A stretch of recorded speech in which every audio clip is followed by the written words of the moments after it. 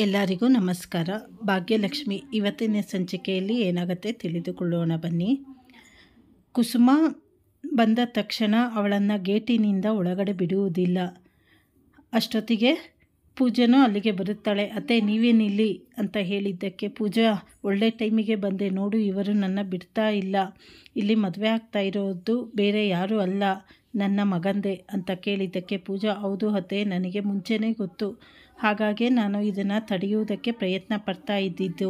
ಈಗ ಹೇಗೆ ಹೋಗೋಣ ಒಳಗಡೆ, ಇವ್ರು ನೋಡಿದ್ರೆ ಬಿಡ್ತಾ ಇಲ್ಲ ಅಂತ ಹೇಳಿ ಕೊನೆಗೆ ಪ್ಲ್ಯಾನ್ ಮಾಡಿ ಇಬ್ಬರು ಟ್ಯಾಕ್ಟ್ರಿ ಕುಸುಮ ಓಡಿಸಿಕೊಂಡು ಇಬ್ಬರು ಟ್ಯಾಕ್ಟ್ರಿಲಿ ಬಂದು ಸೀದಾ ಮದುವೆ ಛತ್ರದ ಒಳಗಡೆ ಎಂಟ್ರಿ ಕೊಡುತ್ತಾರೆ. ಅವರಿಬ್ಬರು ಹತ್ತಿರ ಕರೆಕ್ಟಾಗಿ ತಾಂಡವ್ ಮದುವೆ ನಡೆಯುವ ಟೈಮಿಗೆ ಕೊಟ್ಟಾಗ ಅವರಿಬ್ಬರನ್ನು ನೋಡಿ ಅವನು ಶಾಕ್ ಆಗುತ್ತಾನೆ.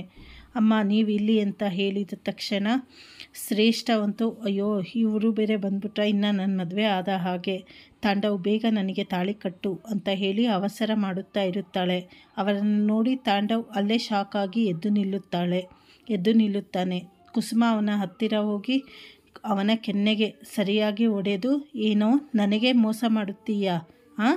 ನಿನ್ನ ಇಷ್ಟು ಮುದ್ದು ಮಾಡಿ ಬೆಳೆಸಿದೆ, ಇದೇನಾ ನೀನು ನಮಗೆ ಕೊಡಿಯೋ ಮರ್ಯಾದೆ ಅಂತ ಹೇಳಿ ಅವನಿಗೆ ಹೊಡೆದು, ಶ್ರೇಷ್ಠನಿಗೇನೇ ಮನೆ ಹಾಳಿ ನಮ್ಮ ಸಂಸಾರನೇ ಹಾಳು ಮಾಡಬೇಕು ಅಂತ ಇಷ್ಟು ದಿನದಿಂದ ಕಾಯ್ತಾ ಇದ್ದೆ, ನನ್ನ ಮಗ ಸೊಸೆಗೆ ಇದು ಮಾಡ್ತೀಯ, ದೂರ ಮಾಡ್ತೀಯ ಅಂತ ಹೇಳಿ ಇಬ್ಬರಿಗೂ ಚೆನ್ನಾಗಿ ಹೊಡೆಯುತ್ತಾರೆ.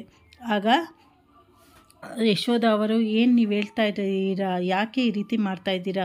ಅಯ್ಯೋ ಇವನು ಯಾರೋ ಅಲ್ಲ, ಇವನ ಹೆಸರು ತರುಣ್ ಅಲ್ಲ, ನನ್ನ ಮಗ ಇವನು ತಾಂಡವ್, ಇವನು ಮದುವೆ ಆಗಿದ್ದರೂ ನೋಡಿ ಮತ್ತೆ ನಿಮ್ಮ ಮಗಳನ್ನ ಇದು ಮಾಡಿದ್ದಾನೆ ಅಂತ ಹೇಳಿದ ತಕ್ಷಣ ಎಲ್ಲರೂ ಶಾಕ್ ಆಗುತ್ತದೆ. ಇಲ್ಲ ನಾನು ಈ ಮದುವೆ ಅಂತೂ ನಡೆಯಲೇಬೇಕು, ಕುಸುಮ ಹೋಗೆ ನೀನಾಚೆ, ತಾಂಡವ್ ನಂಗೆ ತಾಳಿ ಕಟ್ಟು ಅಂದಾಗ ಕೋಪದಿಂದ ಕುಸುಮ ಅವರು ಮಚ್ಚು ಹಿಡಿದುಕೊಳ್ಳುತ್ತಾರೆ. ಇದು ಇವತ್ತಿನ ಸಂಚಿಕೆ. ಚಾನಲನ್ನು ಲೈಕ್ ಮಾಡಿ, ಶೇರ್ ಮಾಡಿ, ಸಬ್ಸ್ಕ್ರೈಬ್ ಮಾಡಿ.